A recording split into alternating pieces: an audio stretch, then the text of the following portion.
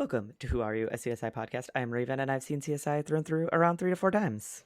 And I'm Nick, and this is my first time experiencing these episodes. And today we are reviewing Season 4, Episode 17, XX. Original air date, March 4th, 2004. Director, Duran Serafian. And I feel like this is the first time that has to be new. And writers are Anthony Zeigert, not new, and Ethley Ann Vare, which I also feel is new. So this could. I wonder if they're from something. I don't know, but I feel like sometimes they'll have guest showrunners from another show will come in. Come in and direct an episode. Yeah, I don't know. I'm not sure, but we start this episode. I know that we see do we see the streets of Vegas or it's a Vegas overpass? I'm not quite sure. Before we go to a desert and we go to a bus. But before then, Nick, what is our Vegas score for today's episode? I was looking at it. I don't think we have any opening scenes. Okay, that's what I didn't think we did. First points come at 4-minute mark. Okay. I did forget to add them up. So we're doing it live. Right, we're doing it live. 24, 29, 30, 1, 2, 3, 4, 5, 6. 36. Pretty good. Okay. There's a lot of scenes, including a lot of long scenes. 5 seconds for one scene is a long hold. That is a long hold. So just as a short side note, as you were calculating that, this writer literally only wrote one episode of CSI. So this is her one and only CSI episode that she wrote. She wrote other things. This director... But the director, I don't know. I haven't looked at the director. Oh, no. I was looking at the writer. The writer did write 28 episodes of Andromeda. Andromeda, yeah. Which is a show that I don't know why I watched, but I watched a lot of science fiction shows in there. And the director, he looks fancy. And he produced 34 episodes of House, which is a show I've heard of before. I've seen some. I haven't seen all of it, but I've seen some episodes of it. But there's some crossover between them. So yeah, I bet they work together. I don't know. Yeah, nothing pops off the page of Oh, he did 16 episodes of CSI New York. Okay. So okay. We'll talk. Maybe we could talk about them more at the end once we put out our feelings on the episode of the whole. Yeah. Okay. So, sorry, what was our Vegas score? 36. Pretty good. 36. All right. That's respectable, especially not having an opening scene. Our last episode was also 36, though. Oh, all right. Well, maybe it's we're getting more into these common events. No 71, which was a few episodes ago.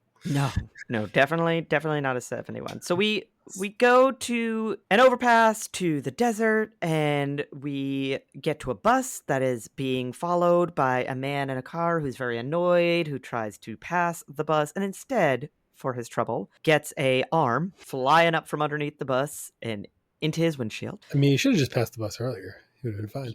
He would have been fine, but he was waffling on whether he wanted to pass or not. We cut to Jim Brass on scene. He has a pensive look on his face. He has a very poignantly pensive look. Catherine and Nick arrive, and Jim Brass makes a comment because they're like, "Why are we here? It's an arm." And Jim Brass is like, "Where there's an arm, there's usually a body." So they go to check the bus, and they look underneath the bus, and there is an apparently female body torn asunder, tied up underneath the bus. I will say, they're Catherine's why'd you call a such and such a number, or missing body or something, or maybe Nick says that, and I remember thinking there's a body here, right? So, or there's an arm here, that is a human arm in of itself warrants CSI. 100%. Whether someone's arm was cut off or maybe it's not necessarily criminal, but there could be a missing person. Yeah. There could be a hiker dragged off by wolves or coyotes in the woods. Who knows? Yeah, an arm detached deserves further investigation. Yeah, for sure. So I agree. We go to credits. We return to Catherine and Nick. They're still with the bus, and they're investigating the victim and the area where the victim was tied up. They realize that she was tied up with low thread count fiber. Fabric. So had she had nylon or something like that, they're theorizing, she would have escaped, essentially. Because at this time, they think this was a prison escape attempt. Yes. So that is what they're thinking at this point. Catherine stays on site to supervise body part collection. David shows up to assist. She sends Nick off to get Sarah and wants them to go straight to the jail. We then go to Grissom and Warwick. They are with a stabbing victim. We learn that the victim in question is Adanto Adams, and he is Zero's brother. Zero is the person who actually lives in the apartment. And they realize that he was stabbed in the chest and the back. So this was not a single stab and go. This was several stab wounds. We're then with Catherine and Doc Robbins, and as they're working through this puzzle of a person, Doc Robbins points out that the corner piece of a person is their pelvic area, so he's gonna work from the pelvis out, and their victim has been ID'd. This is inmate number 69, funny, Antoinette Stella, who is due for release next month. So weird. Why is she tying herself underneath a bus to escape when she was getting released in a month? This is where Doc Robbins is like, oh, no. She was murdered. And her cause of death was blunt force trauma to the head. So this was not a prison escape. She was murdered and then tied to the undercarriage of the bus. So it wasn't until the second time I watched this episode that it kind of dawned on me that I don't think the intention was to have the body come out from underneath the truck with a low thread count. She didn't think that. No. That's what was there. Yeah, they probably assumed that they would find them at some point after the bus returned, and they did a massive search, and they would just assume the head wound happened during the transit. Yes. And then nobody would ask any questions. Right. I didn't get that the first time. Yeah, it was supposed to. We'll learn, and I'm not going to spoil all the details. We will learn that the person who in fact did the murdering and then the tying to the undercarriage of the bus wanted it to look like a failed escape attempt. Yeah. That was their intention. But it's interesting that they're I can't help but think of the alternative universe where some CSI would have been called in. Yeah, to that. Body underneath. Yeah. Pieces would they still have figured the same thing out? Would they gone to the same corner? I don't know. And the coroner said, "Oh, this person was murdered," or with it because he automatically kind of ruled out the possibility that this person got the head wound, under the truck. And then the thread count failed, and so it's like there's almost a universe where the fact that it came out in the middle of the road is irrelevant. Yeah, but so it was kind of funny. I remember thinking I think I was just so thrown off by the notion that they were the whole because they had cheap sheets. This person got sucked into the wheel well and died, and then they were like, oh no, that's not how that's not what happened. That's what happened. I think that in the hindsight, they still would have come back to the same place. One would hope. We'll never know. They also point out okay, I'm just gonna say this as someone, and obviously, listeners, you're listening to this on audio. We don't release videos of us doing these podcasts. I'm a fairly heavily tattooed individual. So as a fairly heavily tattooed individual, I just had to laugh that they had to do legitimate testing to find out that this was a tattoo. Oh, yes. They're like, what is this mark on her arm? Is it a growth? Is it it's kind of a small little tattoo? It is a small little tattoo, but you would think you could just look at your skin under a microscope, probably. You know what I mean? And especially I think there's the insinuation it's a prison tattoo. Yes, so and prison tattoos have been a thing for so long. Yeah, and so you're right. Yeah, we'll come back to this tattoo. We'll talk about it because it plays a very critical role in later on in this episode. We're with Nick and Sarah now. They're at the prison and they are with a warden, and this is and I know it has to be Nick's as well. First spot the guest star for sure. Yes, because if it was not, I told Nick before we started recording, I was like, if we do not have at least one shared spot the guest star in common, we'll be very angry. It's the end of our Facebook friendship. This might be the end of our 17-year Facebook friendship as of today. This is the one and only Gina Torres, who I primarily know as Zoe from Firefly and Serenity, and also she's in Hannibal, the TV show Hannibal. Oh, really? She is. She's in 5 or 6 episodes of the TV show Hannibal. I imagine that you also know her from Suits. Yes, main character in Suits, main cast character. anybody who's watched Suits originally, or as many people apparently did in the last couple of years on Netflix. Watch it on Netflix. Yeah, she's one of the head people at the firm where the lawyers are all at, whose name is escaping me for some reason. I didn't even write it down. I just wrote down Gina Torres, Firefly, Suits. Right. Jessica Pearson, yes, because the Pearson Hartman is the name of the firm. Okay, yeah. She's the Pearson of Pearson Hartman. I think her husband, who is no longer with us in the show, was maybe the original, but still her. And spoiler alert for Suits is the big gotcha at the end of the season 1 of Suits is Hartman, who is nowhere to be found, comes back. He was dun, dun, dun. They had driven him away because of some shady dealings, and he's coming back and trying to wrestle control of the firm. So very, very formulaic television, but I enjoy Suits. Suits is like modern day guilty pleasure television. That's fair. It's good, even though it's very samey. Yeah, it's okay. To a certain extent. But as humans, we find comfort in consistency. Yeah. And in sameness sometimes. So I think it's okay to find that enjoyable. Yeah. It doesn't. We have enough. The world is exciting enough right now.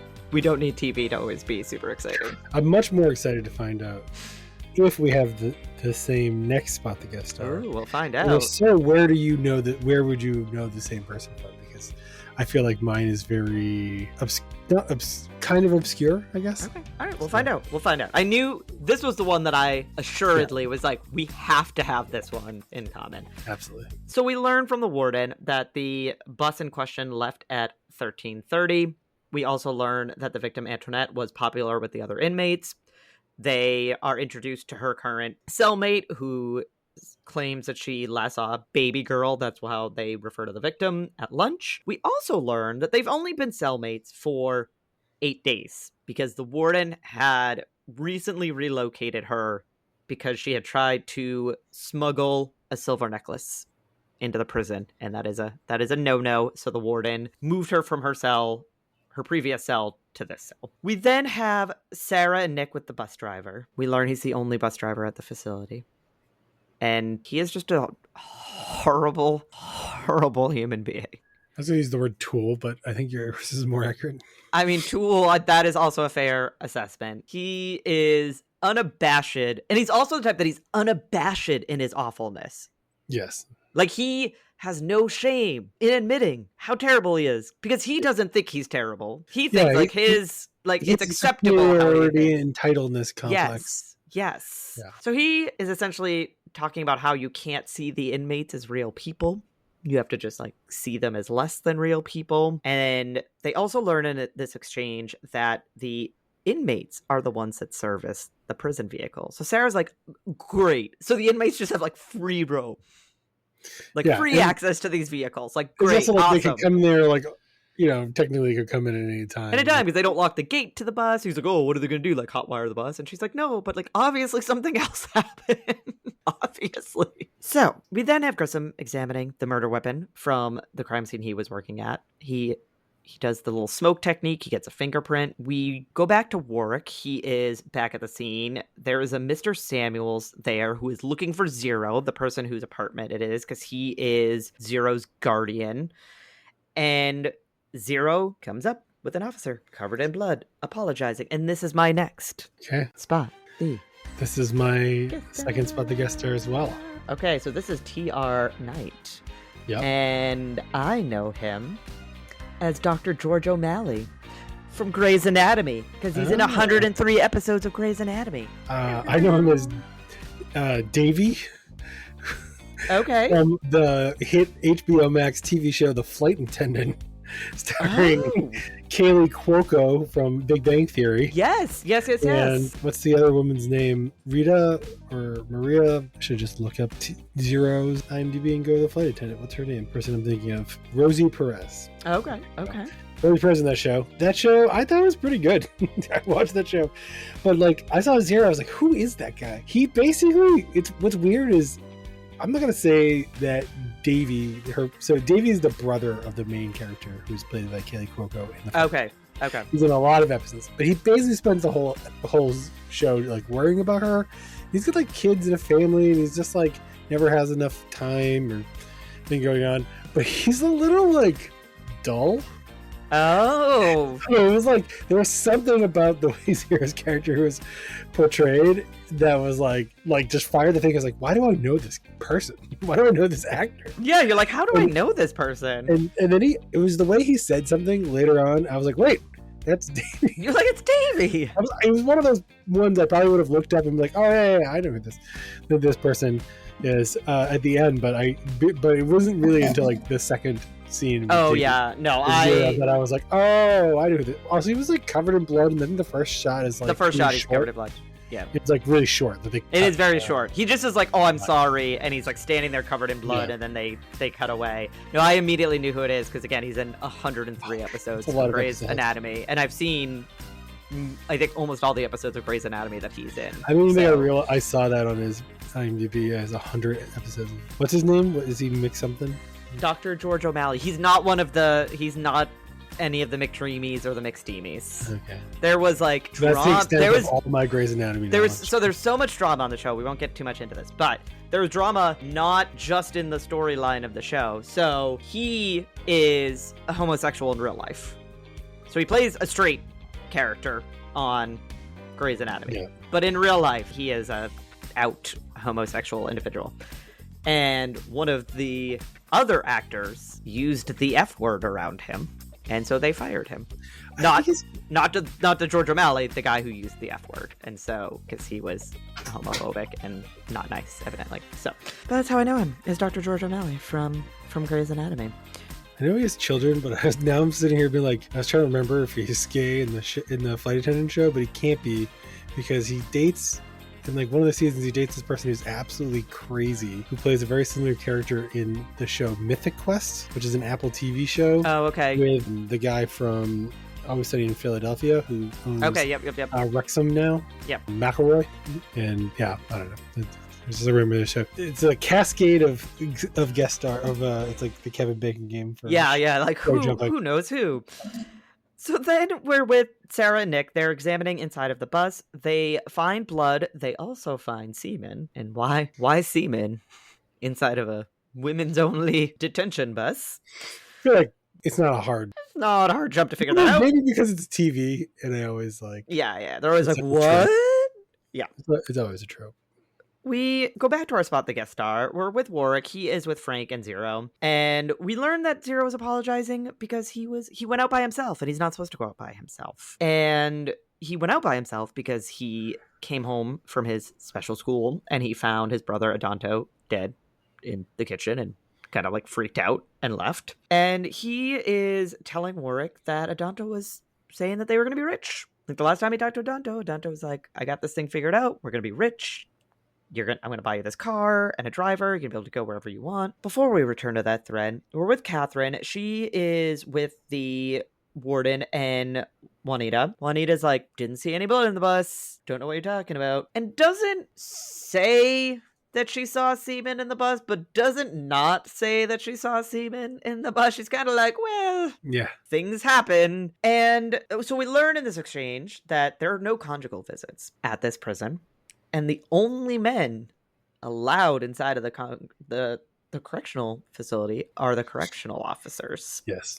There's also like a weird illusion, like the warden is trying to like hide something or suppress them because she starts talking about like, the ACL. She gives her like a look and like shuts it down. And yeah. I feel like maybe there was like, that doesn't really come up too much, but I feel like maybe there was like a plot line that they cut. Yeah, I agree. After the warden a little bit and then had to clear her name. Yeah. They never really ended up going after her. I agree that it feels like they dropped some hints that maybe they were going to look at the warden. Yeah. But that never really like played out in any like concrete fashion. Instead, we're with Hodges. With Nick, we learn that the white fabrics from the wound are like could be from anything. Like any, like essentially like any, could be underwear, could be socks, could be a bra, like just the totally generic white fabric. Sarah's also there, and she's able to identify the substance that was found in the mark on her arm as coming from a bug because Grissom gave her a book on bugs, and she reads when she can't sleep. Nick and Hodges seem a little jelly that she got a gift from Grissom, because they didn't get a gift from Grissom. So what's that about? They finally get around to the fact that the victim had tattooed herself. Yes. And thankfully Sarah is there to ID what it is a tattoo of, which is, of course, half of a heart. It's open though, right? Like, Yeah, it's not like the broken heart with like the jagged edge. It's really just like an apostrophe. No. If you look at it has it's the like line. it has the it Okay. has the, like, the outside of it is smooth, but the inside of it is jagged, Okay, as if it was like blooped apart. Yeah. Okay. Yeah. It looked like, so when she said like, oh, every woman knows what that is, or every girl knows what that is, I had to be like, as someone, raised as a girl, I had a little friendship necklace with one half of the heart, and then my BFF had the other half of the heart. Like, I knew exactly what that was when I saw it. I was like, true, Sarah, I know exactly what that is. We leave the storyline for a bit. Warwick is with Mr. Samuels. It is his print on the knife, which, not great. But he is adamant that he did not kill Adanto. He just came in, found him, took the second knife. person to find him. Second person to found him. And because he's the second person to find him and Zero's not there, he essentially panicked and was like, did Zero do this? I don't know. And essentially just didn't report it because he was like trying to figure out, do I have to protect Zero because Zero, like, something happened? Or also, where is he right now? And where is he right now? Yeah. So for his troubles, Mr. Samuels gets 24 hours in a holding cell. We then have Grissom with Doc Robbins. And what is weird with this victim is, with Adanto, is that the stab wounds are just like straight in and out. Like, because normally, if you are being stabbed by somebody else, you're moving. They are moving, you're moving. You're fighting each other. You're fighting each other. Yeah, so the stab wounds are not going to be perfect in and out because you're going to be moving around, they're going to be moving around, and so there's going to be some movement of the knife as well. So it's very strange that it was just like pure in, pure out. He also has no defensive wounds. Also very, very strange if somebody is stabbing you for you to just not fight back at all. Doc Robbins also pulled a paper wad out of his stomach, which brings us to Warwick with I put paper guy because I always forget what this character's name is. Ronnie. That's what it is. Ronnie. Warwick is with Ronnie. They're trying to get details. Eric Stone Street of yes, Eric. This might be one of the last episodes. I don't know. Yeah, because he's not. I know. I feel every time I think it's the last episode, he's back again, and I'm like, oh, he's back again. But he's not here forever. We know this. We know our time with Ronnie, the paper guy, is limited. They're trying to get details from the paper wad pulled from the victim's stomach. They end up realizing, or Warwick really end up realizing, that it's from the palms and that it is a receipt for a $10,000 marker. This leads Warwick to the casino. He is with I put casino manager. They don't really ever, like, floor manager. They don't exactly explain 100% what this guy does, but he works for the casino. And he is explaining, like, he recognizes the victim, and the victim had a double up system. So Warwick's like, okay, well, I want the footage. And there is woven throughout this episode references to Warwick's struggles with gambling. Yep. And so in this scene, the casino manager is like, hey, don't you look familiar? Like, I feel like I know you. And he's like, oh, maybe because I've been here on, like, other crime scenes. But the implication is that he knows him from work gambling there. The double up scheme is, I think, typically shut down pretty quickly in most casinos. Probably. Because it can be actually quite effective because it becomes so mathematically unlikely to keep losing. To lose. But I think I know it from roulette, right? Where you bet black $100. Yep. If you win, you get $200. And if you lose, you bet $200. So if you win, you win $400, which means that you're up $100, and then you go back to betting $100. Yeah. And you just do it. So it's like 50-50 each time. So like the odds of losing like 10 coin flips become so small that you're likely to make money. You can usually keep doing it over and over again. Yeah. I don't know how the odds translate to something like blackjack, right? Yeah. When there's a lot more things going on. Yeah. But when there's a lot if more you tried factors to do that in like a game like roulette, they will kick you out of the casino. That's They will take your money on the and kick you out of the casino and ask you never to come back. So what Nick is saying is, like, we we do not endorse this system. Yeah. Don't go to a casino and try to use this system. It's very like indicative of the the idea like, oh, I got a system, we're gonna win. Yeah. We can beat the house, and so the story is kind of like you can't really beat the house. Generally speaking, no. The house always wins. We have a Catherine and Sarah walk and talk, and we learn that their victim, understandably, bought tampons every single month. No fail. But not for the last few months. I wonder why a female inmate would suddenly just stop buying tampons. Well, she stole them all from her roommate when she left her own cell. Yeah, that's exactly what happened. No. We learn in the very next scene, because Catherine walks into the morgue where Doc Robbins is and asks about a pregnancy test, and he's like, why would I do a pregnancy test on a female inmate? And Catherine's like, there are reasons. Do the pregnancy test. So they use a home pregnancy test because it's just as good as the ones that they get, and they're cheaper. And Doc Robbins is a fiscally minded fellow. Like they just stabs her bladder. I mean, and just extracts urine. I was like, probably works. That probably works. It seems reasonable to me. So he processes the home pregnancy test, and there's the plus sign. She was expecting. Before we follow that one, we return to work. He sits down with Archie to look at the footage from the casino. And they're essentially just watching him try his double up system and just lose. Just lose. Very unlucky. Very unlucky. To the point where the dealer had a 10 card 21, which is astronomically unlikely. Yeah, that part was weird. I thought that was going to come back to like cheating in the casinos part or something. Oh, yeah. Right, and it just never came back. I guess they're just trying to make him sound super unlucky. I guess. Yes, just it doesn't matter how many cards it takes the dealer to stop. It's a question of whether they bust or not. Yeah, because like you could have just flipped over like at 8 instead of the last 3 cards or something, and as long as they still total up high enough and. Yeah, I think you do that. You lost, I think, like you were saying, weird. I think the point was to highlight how incredibly unlucky he was. Like, what are the chances? Yeah, that he would lose to a 10 card 21? But they never really come back to it. They're just sort of like that one. This one scene is kind of like yeah. I will say I learned completely unrelated in the last couple weeks that there are like certain setups that the mob would use and slide into a deck that like guaranteed like a house win.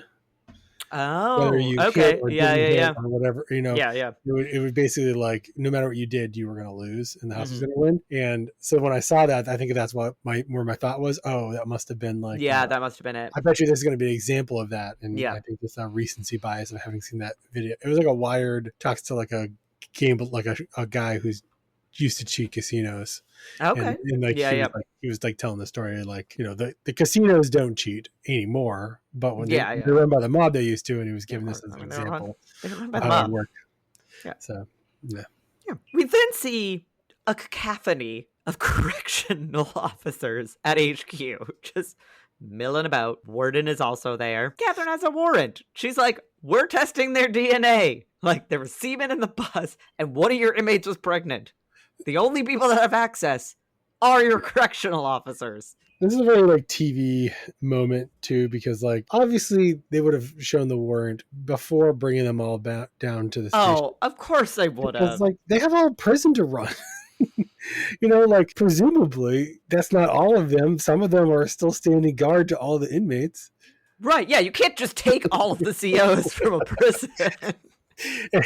But like it's there for the TV. Like I think in reality you would probably like have some of them come in, go to the prison for the ones that are working. You'd make sure you collect them all. You wouldn't just be like, all right, let's all gather up. Okay, we're not going to start until everybody gets here.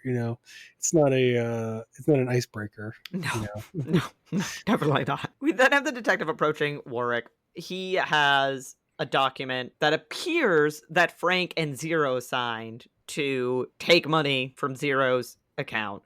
So they confront Frank about this, Mr. Samuels, and he is adamant that he did not sign this document. He would never have signed off on withdrawing this money from Zero's account. So he copies another document like in his handwriting to provide for a handwriting sample. So Warwick goes back to Ronnie, our lovely paper guy who is in not many more episodes, and he is letting Warwick know that Zero's signature is authentic, but not Frank's. Somebody forged Frank's. And he doesn't think that Zero forged it, but without comparison, he can't say that Adanto did.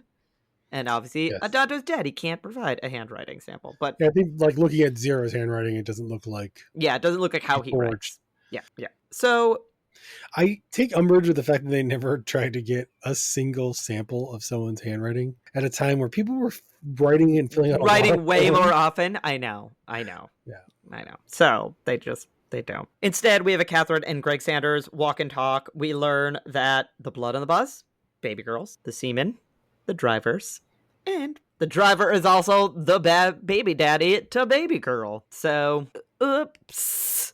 So that brings Catherine to interrogation with the driver and his attorney. Sarah and Nick are watching this exchange.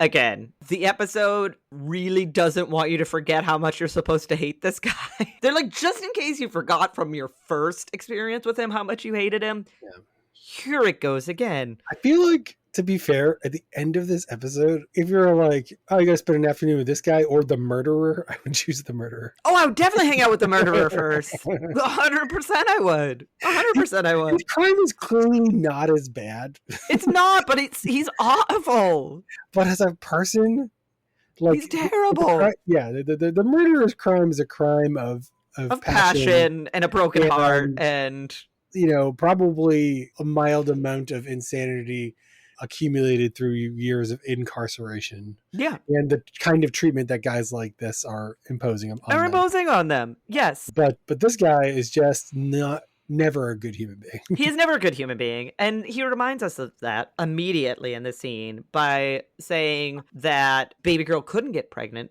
due to too many turns at the coat hanger. He is self-aware enough, though, that when Catherine gives him a look like, wow, you just said that, he retorts, those are her words, not mine. So it's like he knows how terrible he is. But regardless of how terrible he is, no shame. He admits to sleeping with her. He admits that it obviously could be his baby.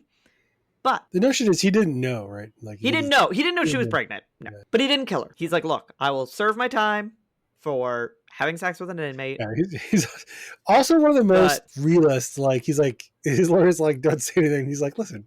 Yeah, they give it dead to rights on this one. Like, it's like, I don't understand how DNA works, dude. I know. There's only one person in the whole world who's back to being their baby. They've already done the test, so they already know it's me. They already have my DNA, my baby's DNA. Yep. It's like that's why we're here. It's like, yeah, I did it. I'm not going to try to get in front of a jury and say I didn't. I guess I'll just do my time. But like, please, like, I'm not going in for murder. I'm not going to forever prison. Yeah, I'll go in for 5 years prison. Don't want to go in for forever prison. What's the great line from Office Space? Oh gosh, it's been so long since I've seen Office Space. They're referring to white collar prison to like correctional. I really probably shouldn't say it because it's maybe a little too vulgar for this podcast. It probably might be. Just watch the movie. Office Space is a great movie. But it's basically like there's light prison and there's heavy prison. Basically, there's light prison and that is 100% sure. Like where Martha Stewart did her prison time, light prison. Yeah. It was the difference between like a little bit of embezzlement and them embezzling millions of dollars. They're like, they don't send you to like little like Club Med for that. Prison for that. They send you to serious prison. We then, before we follow or kind of before we get more into that storyline, we're with Hodges again. We have another Hodges appearance. This time he's with Warwick. They're having their own walk and talk, and he's letting Warwick know that there was house paint on the knife holder. And Warwick is like, why would there be house paint on like the handle of the knife? Like, that's, I can think of 1,000 reasons why that would happen. Same, but this seems baffling to them at the time. This brings us to Grissom telling Warwick a story about a guy who killed himself. Yep. This lovely little tale. But Grissom is telling him this tale because he wants Warwick to take in the state of mind of the victim in context with the evidence. So don't just look at the evidence. Factor in the victim's state of mind before he has a chance to do that. Catherine and Greg Sanders are talking about skin and how Greg Sanders tested a lot of different spots on like the victim and all this sort of stuff to see if they could get epithelials. And he did get epithelials on the fabric. And Catherine's like, great, we can prove the driver killed baby girl. And Greg Sanders like, no, you can't, because the epithelials belong to a woman. So, or XX chromosome, since the XX female DNA, baby. This is actually like so the title is actually clever because it's a double reference. So it's XX being the 2X chromosomes. XX is also 20, which was the total of the 10 card run that the dealer had in the blackjack. Nice. Game. All right. I did not catch that. I like it. I like it. It's a good title. I'm just glad that Nick is here. I mean, I'm glad Nick is here for a plethora of reasons, but I just like, for reasons unknown to myself, I cannot be detail oriented when I'm watching the show. And so I'm just glad that he picks up on these things where I'm just like, what? Really? Oh, that makes sense. That sounds good. For the math. Yeah. Well, also the math. Yes. The math is also, I'm actually good at math. I just hate doing it. Yeah. It's like Roman numerals, right? Yeah. I just hate it. It's 7 years of Latin school. Yeah. See, you did also have that. All I did was sing in Latin for The Sound of Music, so that was like my only experience with Latin. You probably speak about as much Latin as I do today. I mean, I don't remember any of the songs I used to sing. So as they're having this conversation, Doc Robbins walks in with the skull. He's like, "Hey, clean the skull up for you. Here's the skull. Bestow it upon you." Before we dive, a Hamlet reference in this there is a Hamlet. This is where they do the Hamlet reference. Yeah, it's right here. Yeah. Before we dive further into examining the skull, Work is back at the apartment, and as he's walking through the apartment, like walking through different like key areas related to the crime, it is being interspersed with flashbacks to Adonto killing himself. So this is where like we see all the puzzle pieces being put together of like how he killed himself, and we'll learn very soon. Actually, well, no. We'll learn in the very. I had to turn my notebook over. We'll learn in the very next scene why. Well, I mean, I think we already know the why in the sense of that he was very, very upset and very desperate. Yes, but there's more. But there is more. Also, I will say. You should. I will say that I did put a line here. I don't know. You're not gonna be able to see it. No. All caps. I'm gonna explain why I put something in all caps for the next section, because I think it's important, especially when we talk about people's state of minds. Oh yes, in interrogations and such. I want to say one thing. Yes. Hopefully everybody here has watched this, but just so it's clear. Again, watch the episode. Yeah, the reenactment is that like the reason there's paint is he stuck the knife in the doorway and stabbed himself a couple times, and it's also why there was like the crawling across the floor. Yep. While he was bloodied, he had already stabbed himself, and he was just trying to set the scene up. And die. And so it's kind of like a really, I don't know, there's like an extra level of sadness to this, because it's very sad. He's very motivated and committed. He doesn't have regret. No. Through the whole process. No. But, he's kind of like a broken man, and he thinks he's doing the one last thing that gives his life value. Yes. To the person he cares about the most. Yes. Which we'll talk about in a second. But it's and I have a comment on the fine folks at CSI. Okay, so maybe your fine thoughts are why I have a giant line in caps here. So we've sort of glossed over it in earlier scenes of this episode, but Zero, from what we have been told, has the mental capacity of a 9-year-old.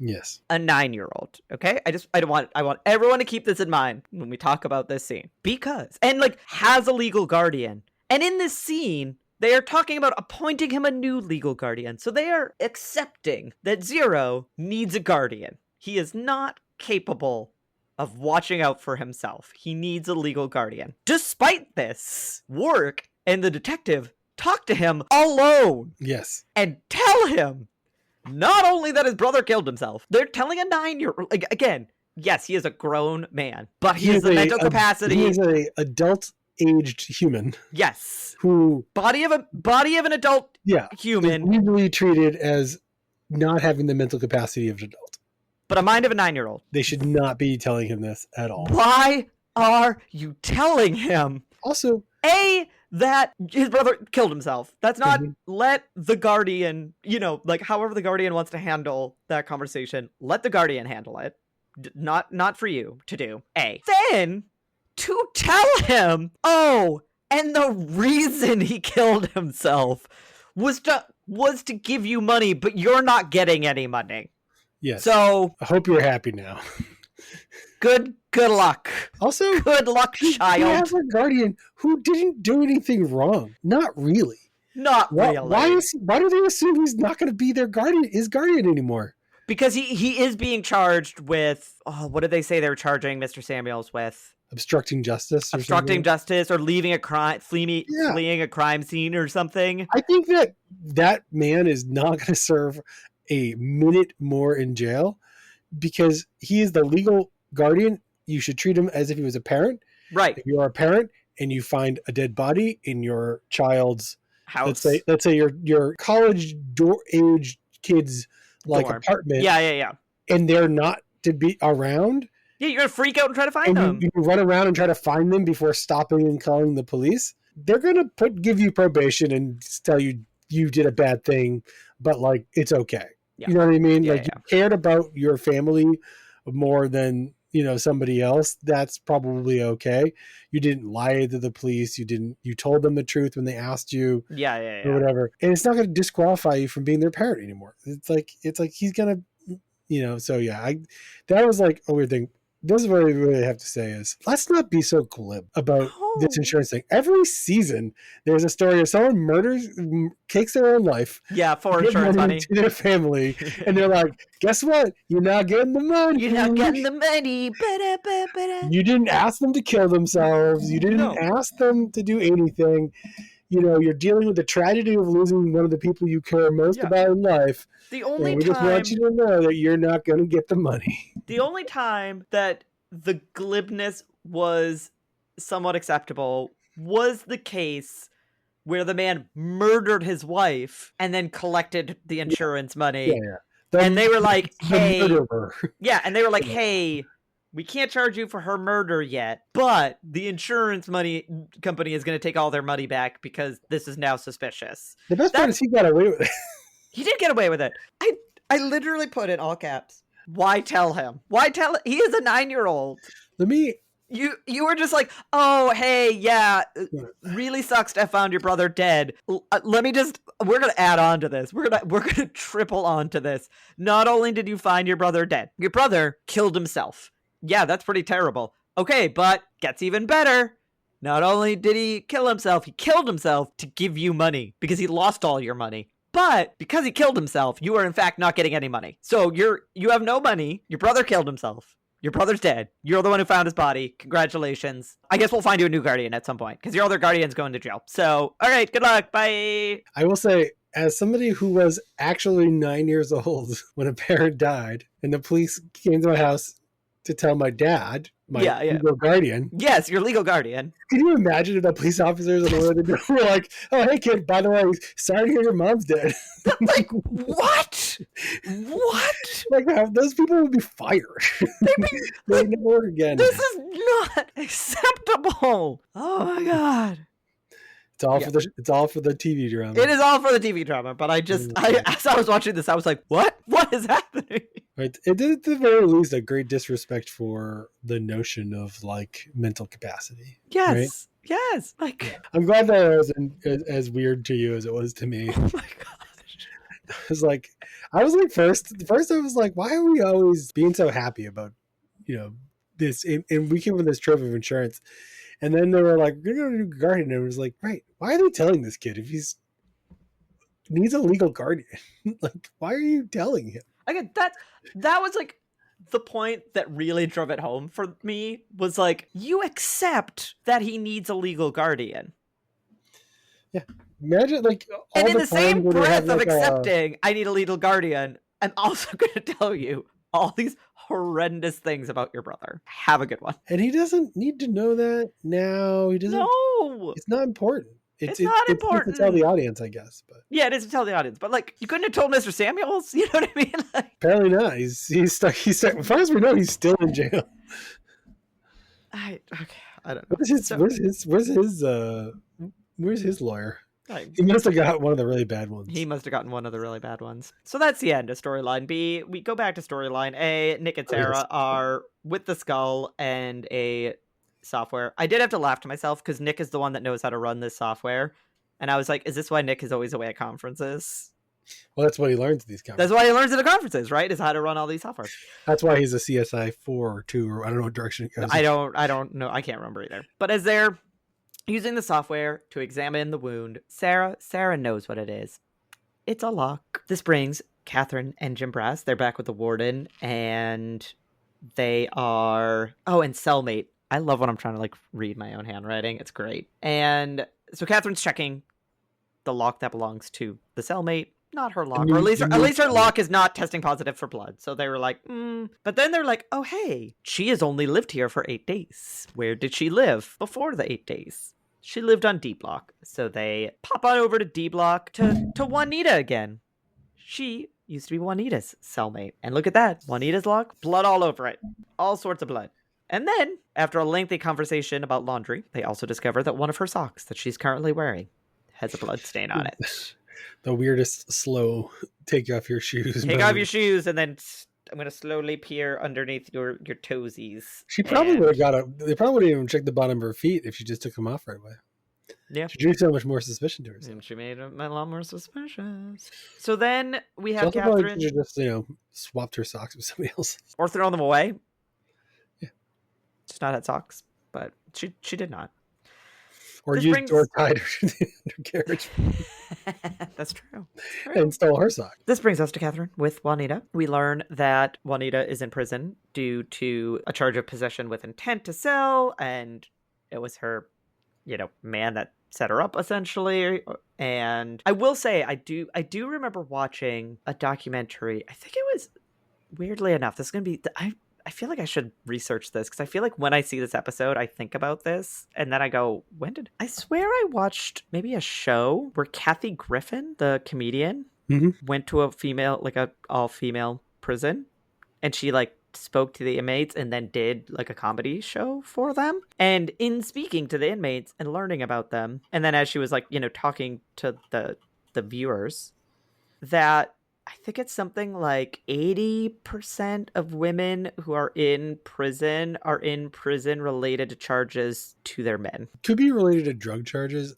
But not just drug charges. It's just they were pimped out by their boyfriend. They were drug mules for their boyfriend. They were, It is 80% of women who are in prison essentially because their partners roped them into illegal activity. And so this is the case for Juanita here.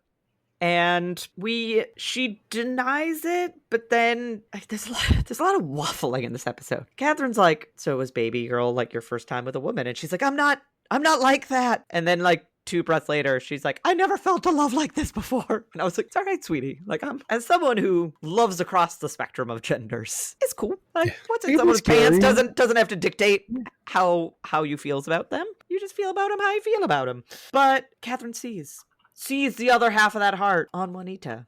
So she knows that they loved one another. But they had a spat because Juanita found out about Doug, the driver, impregnating baby girl. But according to baby girl, it was all to use Doug for her own ends. And then they got into a fight. And then Juanita was convinced that baby girl got herself transferred out of their cell. They made up, and then baby girl was moved, and Juanita thought that baby girl was the one who requested the transfer, so she just felt heartbroken and turned on, and yeah, she just thought baby girl was playing her. And so she took her revenge and killed her and tied her to the undercarriage of the bus in an attempt to make it look like baby girl was trying to escape. And then to reference the other crime, to dig the knife in a little bit more, Catherine is like, oh, hey, she in fact did not request the move. She was telling you the truth. The warden moved her. And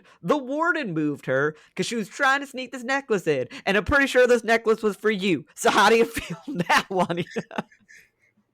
Just dig that thorn in a little more. Bam!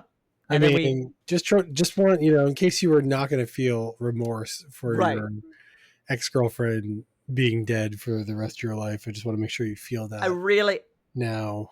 And to paint the scene, she's essentially crying. Juanita's crying throughout almost this entire thing. So already she's not feeling great about this. And then we follow a very, very forlorn To be Juanita fair, back to her cell, and she lies down, and that's the end of the episode. yeah, you could smuggle in all the necklaces you want, but if if you're cheating on your partner, that still doesn't like change the infuriating circumstances that led to her to decide to murder It is true. It her is true. her I guess ex at that point. Yeah. But Yeah. And then that's the end of the episode. So, Nick, what did you think about today's episode? it was pretty meh. I felt like Okay. I ended up Okay. giving it 2.5, but with a watch. Like it's not Okay. a bad episode. It's a little weird. It's a little wonky. Yeah, I was sort of between 2.5 and 3, and I kind of stuck with 2.5.